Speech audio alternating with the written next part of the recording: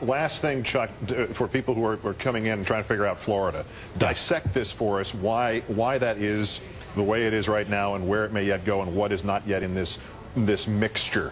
A couple of problems with Florida for our guys in the boiler room, Keith. All of this early vote that came in, it makes it so much harder to model the precinct data. So you look here, and it's been very difficult. But I want to highlight a couple of areas.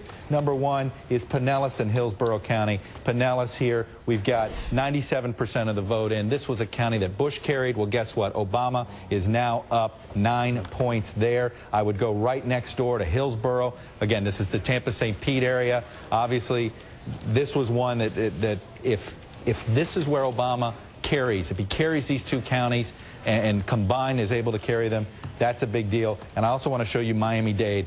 60-40 split right now. There's still a lot more to come in. This is always a Democratic county, but it's usually a 55-45 county. If it's 60-40, this is what it tells you. Scarborough will be able to tell you this as well. It tells you that some of these third-generation Cuban voters are now swing votors. Yikes.